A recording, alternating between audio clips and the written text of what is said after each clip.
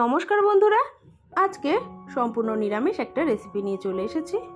তো দেখেই বুঝতে পারছো, কচুরমুখী বা গাটি কচুর নিরামিষ রেসিপি। তো এখানে আমি 300 গ্রাম মতন গাটি কচু নিয়ে নিয়েছি। এখন আমি গাটি কচুগুলোকে খোসাটা এইভাবে ছাড়িয়ে নেব।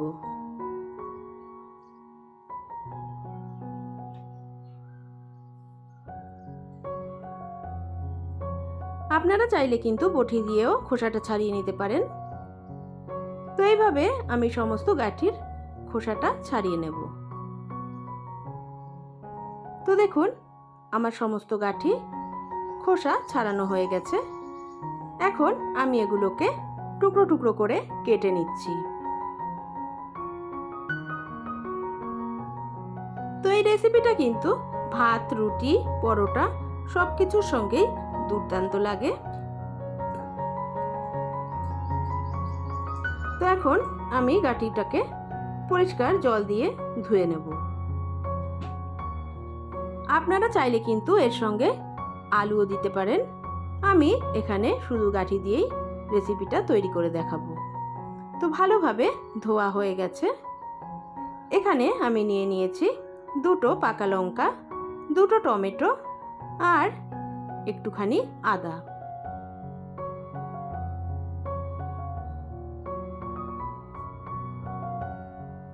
তো এখন আমি একে একে টমেটোগুলোকে কেটে নেব।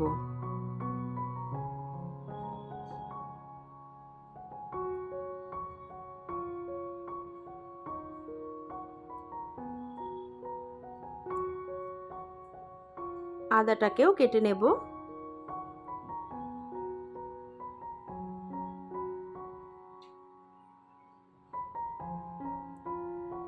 দিয়ে দিচ্ছি পাকা লঙ্কা।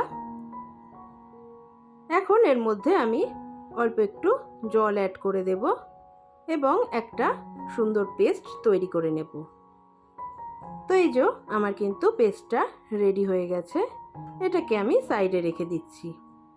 এখন এখানে একটা বাটি নিয়ে নিয়েছি। এখন নিয়ে নিচ্ছি জিরে গুঁড়ো,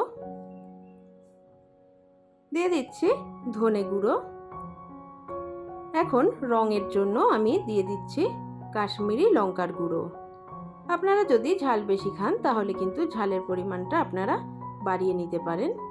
এখন একটু জল দিয়ে আমি এটাকে ভালোভাবে মিক্স করে নেব। ব্যাস হয়ে গেছে। এটাকেও আমি সাইডে রেখে দিচ্ছি। কিছুটা ধনেপাতা নিয়ে নিয়েছি। ধনেপাতাটাকে আমি কুচি করে নেব। তো প্রিয় দর্শক, এরকম নিত্য নতুন রেসিপি পেতে বা ব্লগ পেতে অবশ্যই শর্মিলার রান্নাঘর অ্যান্ড ব্লগস চ্যানেলটিকে সাবস্ক্রাইব করে পাশে থাকার অনুরোধ রইল। তো এদিকে গ্যাসে আমি একটা কড়াই বসিয়ে দিয়েছি। এখন কড়াইয়ের মধ্যে দিয়ে দিচ্ছি পরিমাণ মতন সর্ষের তেল। এখন তেলটা গরম হয়ে গেলে আমি এর মধ্যে দিয়ে দিচ্ছি কেটে ধুয়ে রাখা গাঠি কচুগুলো।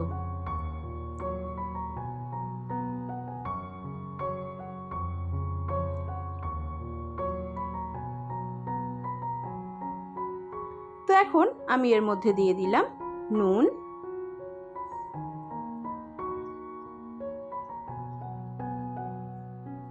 আর দিয়ে দিচ্ছি হলুদ গুঁড়ো। এখন নুন হলুদ দিয়ে গাঠি কচুগুলোকে আমি ভেজে নেব।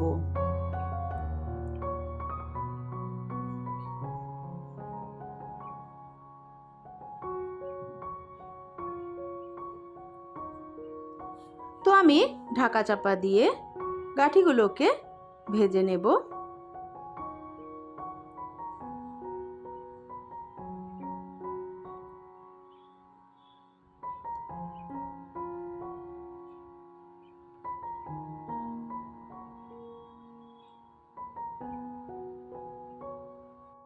তো আবারও কিন্তু আমি নেড়ে চেড়ে ঢাকা চাপা দিয়ে দেব।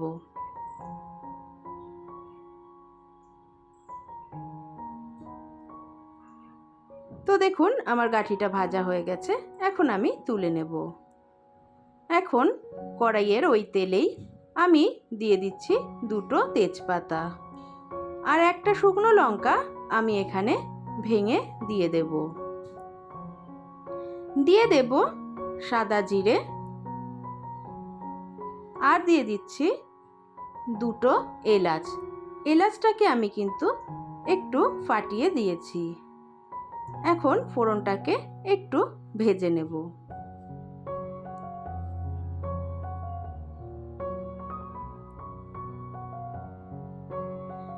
একটু ভাজা ভাজা হয়ে গেছে। এখন আমি এর মধ্যে টমেটো, আদা আর লঙ্কার পেস্টটা অ্যাড করে দিলাম। এখন একটু নেড়েচেড়ে ভেজে নেব যতক্ষণ না টমেটোর কাঁচা গন্ধটা চলে যাচ্ছে, ততক্ষণ আমি ভেজে নেব।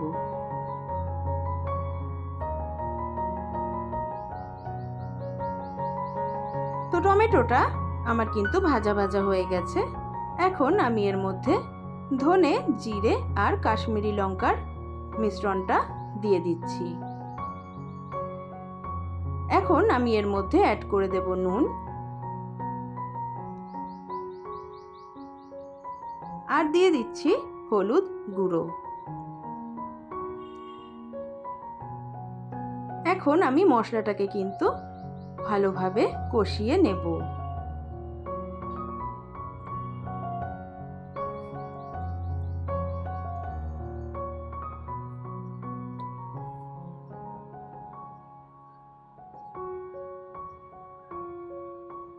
তো অল্প অল্প জল দিয়ে আমি মশলাটাকে কিন্তু ভালোভাবে কষিয়ে নেব যতক্ষণ না মশলা থেকে তেলটা ছেড়ে দিচ্ছে।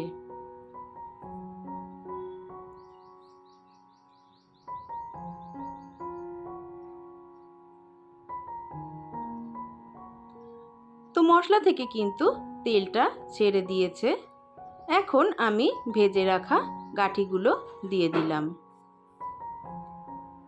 এখন মশলার সাথে আমি ভালো করে গাঁঠি কচুটাকে কষিয়ে নেব।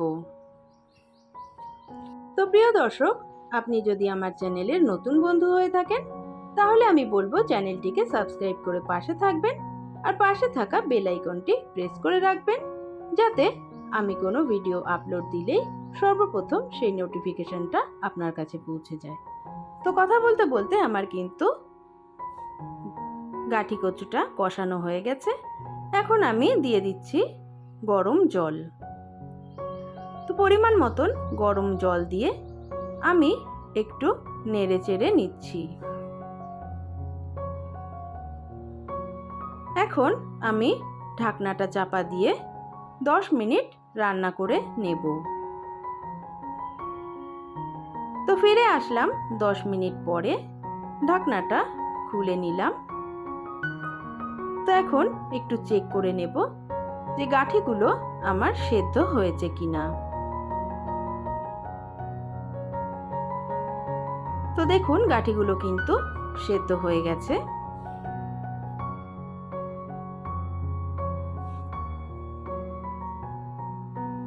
এখন আমি এর মধ্যে দিয়ে দেব গরম মশলার গুঁড়ো। গরম মশলা দিয়ে আমি এখন ওপর থেকে দিয়ে দিচ্ছি ধনেপাতা কুচি, আর সামান্য একটু চিনি আমি দিয়ে দিলাম। আর ঝোলটা কিন্তু আমি আর বেশি টানাবো না, কারণ এটা কিন্তু পরে ঘন হয়ে যাবে। তো এখন নেড়ে চেড়ে দিয়ে আমি ঢাকনাটা দিয়ে গ্যাসটা বন্ধ করে দেব। কিছুক্ষণ স্ট্যান্ডিং টাইমে রাখার পরে দেখুন ফাইনালি আমাদের রেসিপিটা তৈরি হয়ে গেছে। তো এখন একটা বোল নিয়ে নিয়েছি। বোলের মধ্যে আমি সার্ভ করে নেব। তো বন্ধুরা, যে কোনো নিরামিষ দিনে তোমরা কিন্তু এই রেসিপিটা অবশ্যই ট্রাই করতে পারো। খেতে কিন্তু দুর্দান্ত লাগে।